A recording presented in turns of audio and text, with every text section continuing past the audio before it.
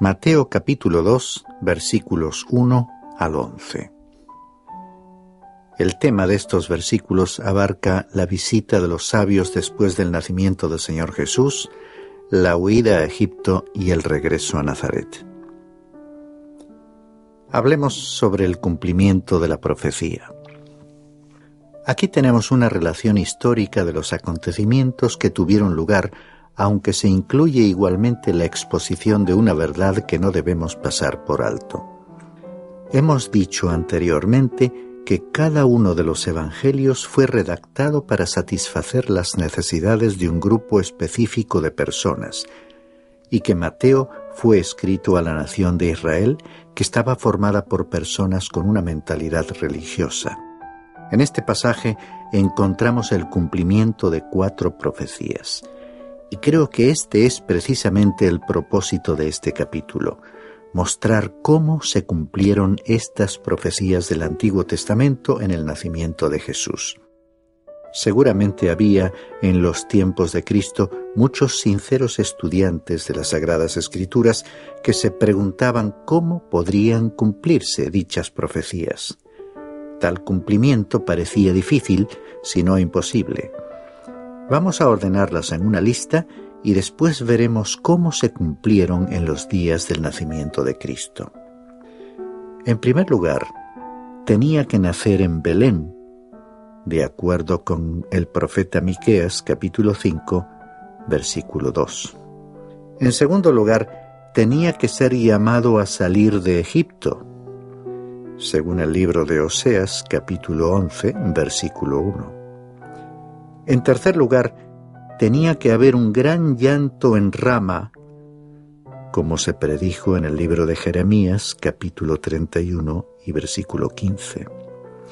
Y en cuarto y último lugar, tenía que ser llamado Nazareno, según el profeta Isaías, capítulo 11, versículo 1.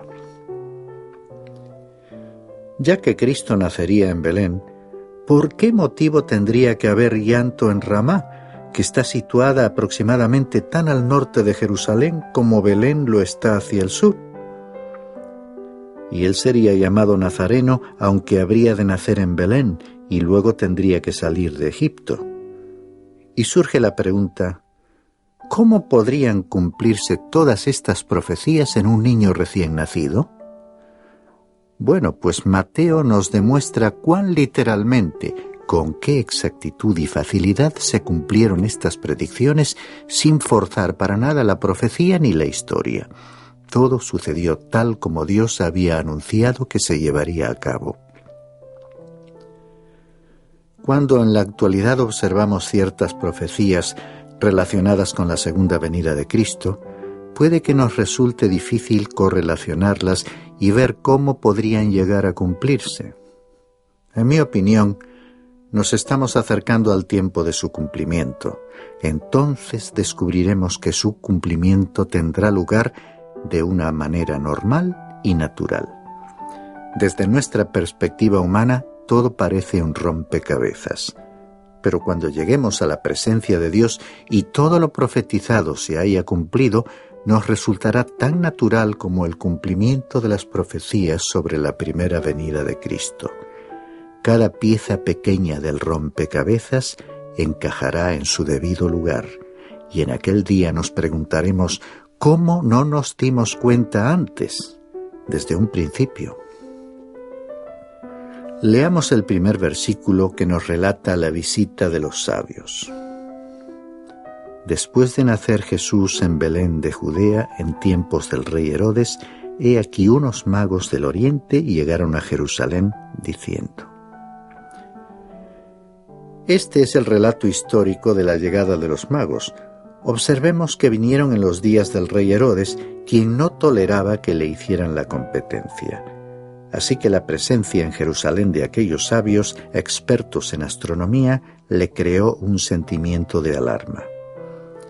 Dice el texto que unos magos del oriente llegaron a Jerusalén. Alguien podrá preguntar, ¿pero no eran 3? Me parece que muchos han aprendido ciertos detalles de las postales de Navidad más que de la Biblia. Observemos, en primer lugar, que la narración en ningún momento afirma que eran 3 magos. Yo me permito dudar que 3 magos hayan podido inquietar a Herodes o crear una conmoción en Jerusalén. Un mayor número de ellos sí lo hubiera logrado. Estos sabios vinieron evidentemente de diferentes regiones. Habían estado estudiando las estrellas y cuando una nueva estrella hizo su aparición, unieron sus esfuerzos y emprendieron el largo viaje a Jerusalén. No hay forma de saber cuántos eran, pero estoy seguro de que eran más de 3. En cualquier caso, los sabios llegaron diciendo, como nos cuenta el versículo 2, ¿dónde está el rey de los judíos que ha nacido? Porque vimos su estrella en el oriente y hemos venido a adorarle. El hecho de que vinieran buscando a un rey fue lo que perturbó al rey Herodes. Los sabios estaban en el este, vieron la estrella en el oeste y la siguieron. Me pregunto cómo asociaron a aquella estrella con un rey y cómo la identificaron con Israel. Todo lo que sé al respecto es que en aquella región del este la gente tenía la profecía dada por el anciano Balaam referente a la nación de Israel, registrada en el libro de los Números, capítulo 24, versículo 17, y que decía lo siguiente: Lo veo, pero no ahora. Lo contemplo, pero no cerca. Una estrella saldrá de Jacob, y un cetro se levantará en Israel que aplastará la frente de Moab y derrumbará a todos los hijos de Set.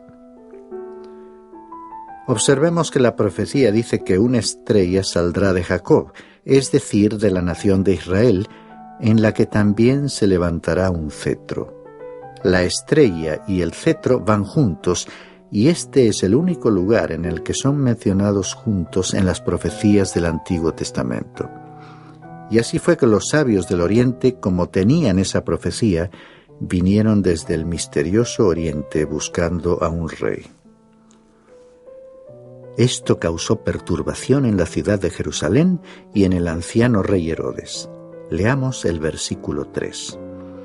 Cuando lo oyó el rey Herodes, se turbó y toda Jerusalén con él.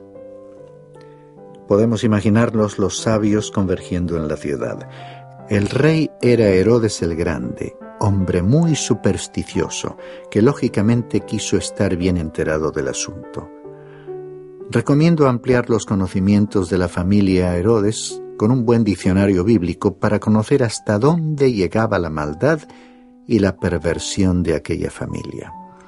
Herodes el Grande, haciendo honor a su nombre, era el más malvado de todos. Provenía de Idumea, que era el nombre griego de Edom, y había comprado su posición política al gobierno romano. Nunca había pertenecido a Israel y estaba realmente ansioso por localizar a este rey que parecía ser un rival para su trono. Leamos los versículos 4 al 6. Entonces, reuniendo a todos los principales sacerdotes y escribas del pueblo, indagó de ellos dónde había de nacer el Cristo. Y ellos le dijeron: en Belén de Judea, porque así está escrito por el profeta.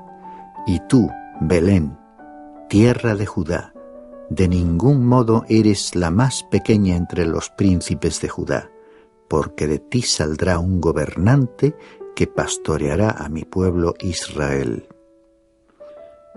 Aquí vemos que el rey reunió a todos aquellos que tenían acceso a las Sagradas Escrituras y conocimientos sobre las mismas, para que investigasen sobre el lugar donde habría de nacer el Mesías. Y lo realmente sorprendente fue que ellos pudieron responder a su pregunta.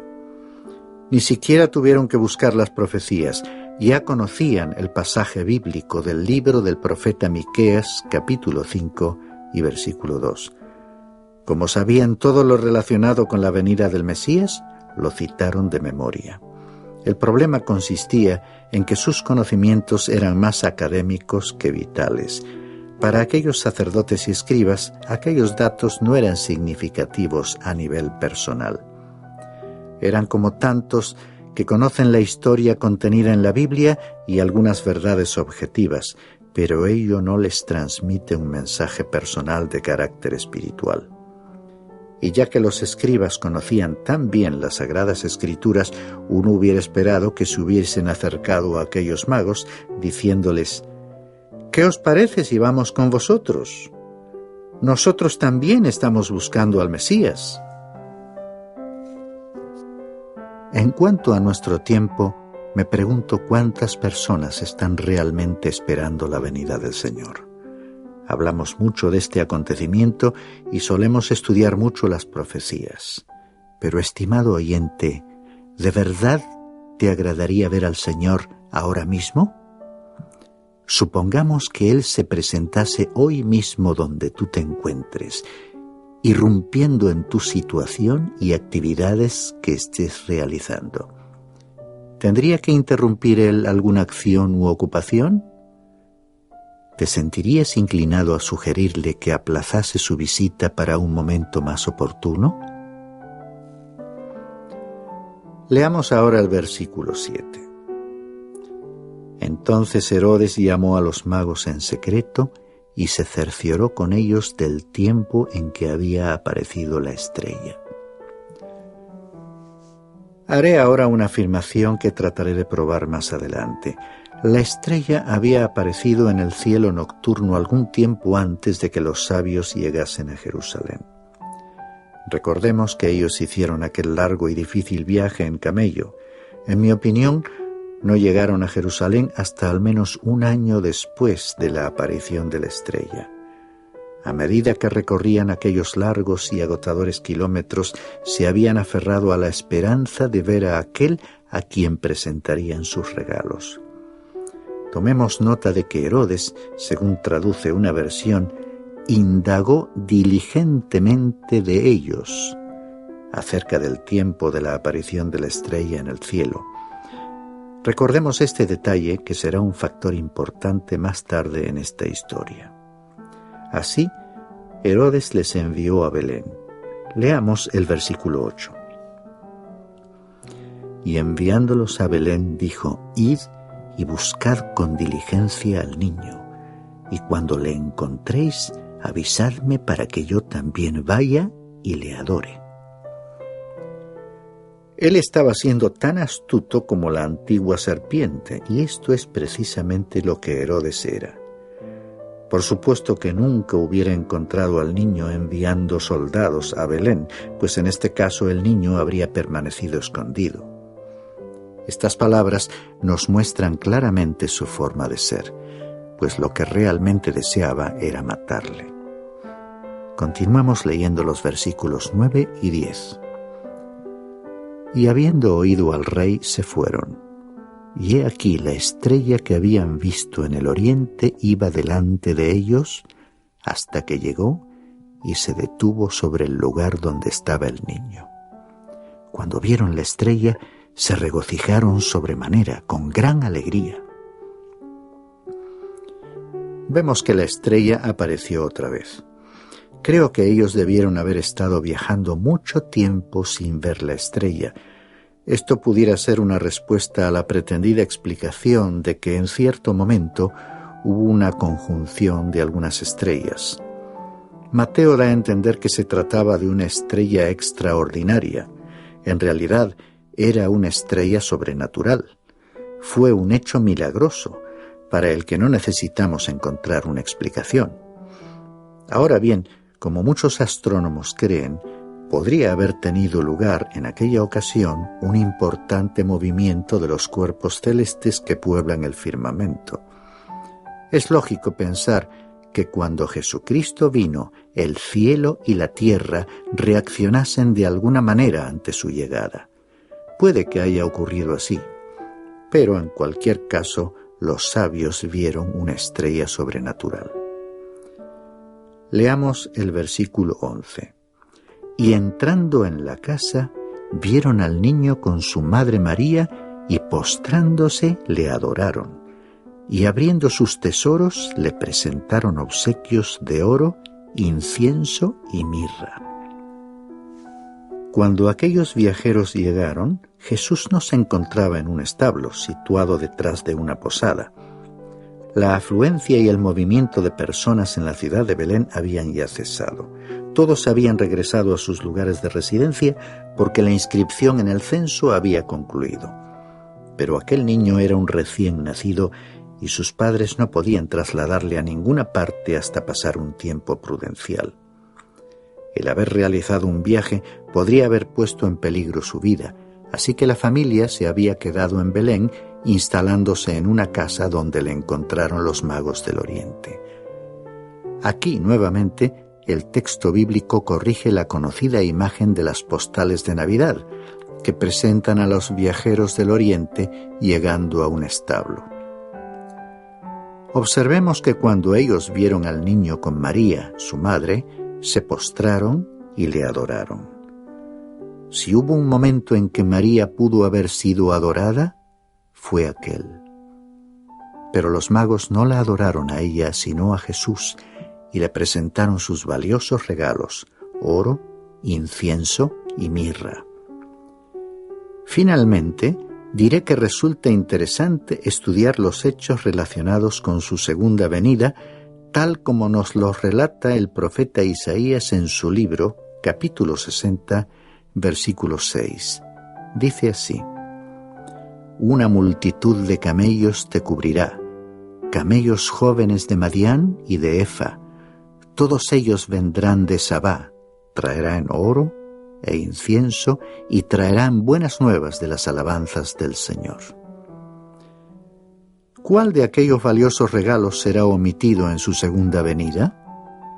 La mirra. En aquel día no le traerán mirra, porque ésta nos recuerda su muerte. Cuando Él venga por segunda vez a esta tierra, no veremos ningún detalle que nos hable de su muerte. Al observar la última escena de su nacimiento en el versículo 11 de este capítulo 2 que hoy hemos considerado, cuando los magos adoraron a Jesús y le presentaron sus regalos, el oro nos recuerda su nacimiento, porque Él nació siendo rey. El incienso nos señala la fragancia de su vida y la mirra nos habla de su muerte. Este es el significado de aquellos regalos que le fueron ofrecidos en su primera venida a esta tierra. Pero en su segunda venida no se le entregará mirra. La próxima vez que Él venga no será para morir sobre una cruz por los pecados del mundo. Él llegará como Rey de Reyes y Señor de señores.